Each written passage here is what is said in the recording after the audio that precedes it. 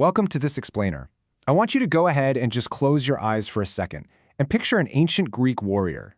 Chances are you're imagining this gleaming, marble-chiseled hero stripped completely bare except for a crested bronze helmet and a brilliantly polished shield standing triumphantly out there on a sunlit battlefield. Well, it's a magnificent image, right? But it's almost entirely crafted by romanticized myth and classical art. Today, we're going to completely strip away that Hollywood illusion to reconstruct the gritty, sensory, and profoundly human reality of ancient warfare. We'll be exploring the everyday survival of ordinary men, examining the harsh constraints they faced, their ingenious technologies, and the literal fabric of their daily lives. Actually, our reality check starts with the words of Homer himself. In the Iliad, his description of Ajax the Lesser completely shatters that whole illusion of the uniformly bronzed-clad Superman. I mean, Homer literally describes a little man whose primary defense wasn't impenetrable metal, but stitched linen. This is our entry point into a totally different past. Far from the invincible demigods of legend, we're talking about farmers, laborers, and everyday citizens whose survival depended on woven fabric, animal hides, and just pure, sheer endurance. So let's take an anatomical journey through the soldier's everyday existence, starting with the very foundations of who is legally even allowed to fight and what they could actually afford to wear. All right, let's dive right into Section 1, the cost of ancient war. You see, before a soldier even set foot on the dusty battlefield, his odds of survival were basically dictated by his bank account. Survival wasn't just about how good you were with a spear, it was fundamentally about personal wealth. Back in 620 BCE, the draconian laws laid down a pretty stark reality. Your political franchise, your right to vote and have a voice, was entirely dependent on whether you could afford to buy your own highly expensive bronze armor. Solon's reforms in 594 BCE then took that and codified it, strictly dividing society by property and agricultural yield. Believe it or not, it wasn't until the 4th century BCE, under Philip II of Macedon, that the state finally stepped in to issue standard military equipment, completely transforming a levied force of farmers into a professional army. Just imagine standing on the front lines, knowing for a fact that your bodily safety is entirely tied to your spot in the societal pyramid. The elite hoplites, the wealthy landowners, they marched into the fray basically as walking tanks, encased in a heavy panoply of bronze. But the lower classes, they faced a terrifying reality. They were thrown out there as light skirmishers, armed with just javelins and wearing simple rowing tunics. They were completely unarmed and deeply, deeply vulnerable to the horrors of close-quarters combat. War back then was an intensely class-divided experience. Moving on to Section 2, blood, sweat, and woven cloth. Let's build our soldier from the skin out, right? Long before we ever encounter bronze, we hit the intimate foundation of woven cloth.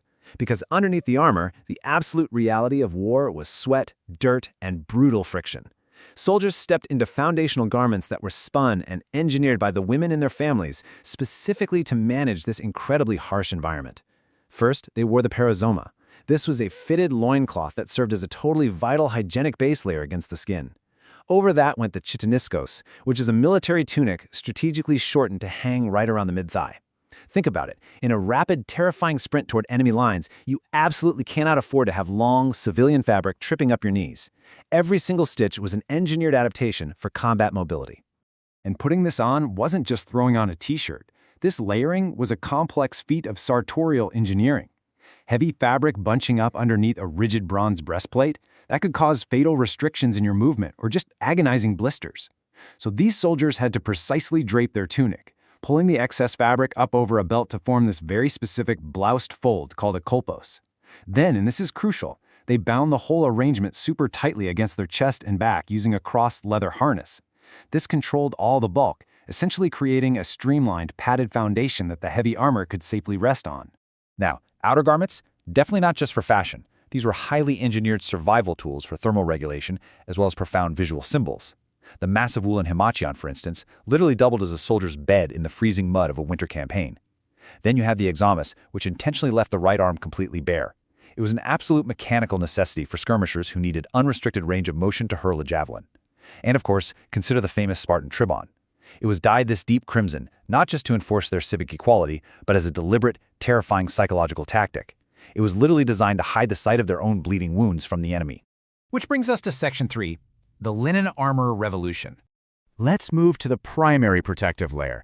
Here we encounter a really remarkable leap in ancient composite materials, which just goes to show that human ingenuity has always been looking for ways to be lighter, faster, and better protected.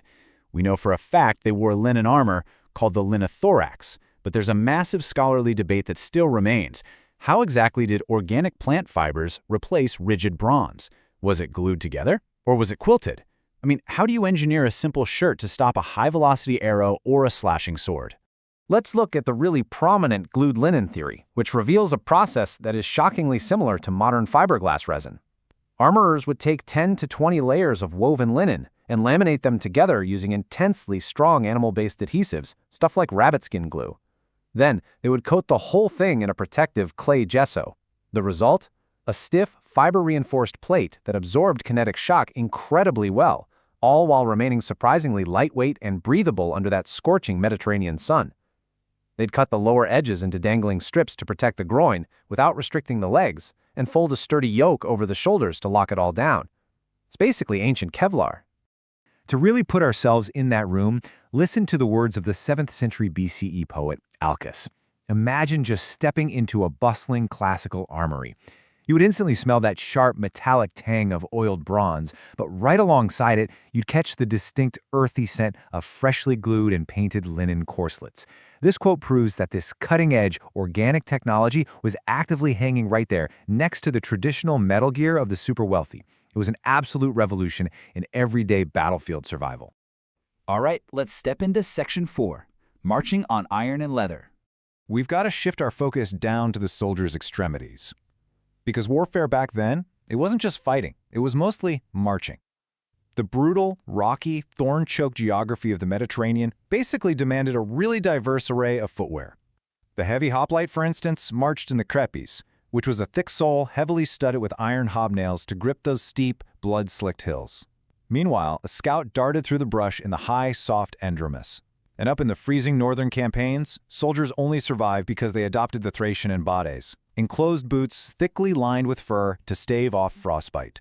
Your tactical role, your climate, and ultimately your survival completely dictated your shoe. But look, even the absolute best ancient leather is completely unforgiving. Just imagine the agonizing reality of severe chafing on a forced march of 20 miles a day. To actually survive that, soldiers utilized organic buffers that were arguably just as vital as the armor itself. They wrapped their insteps in a pelitron, kind of like a primitive woolen soccer cloth wrap, to keep stiff leather straps from rubbing their skin totally raw. And they tied epispharia, which were thick leather cuffs, around their ankles. Without those, the sharp lower edges of their heavy bronze shin guards would relentlessly dig right into their flesh with every single step.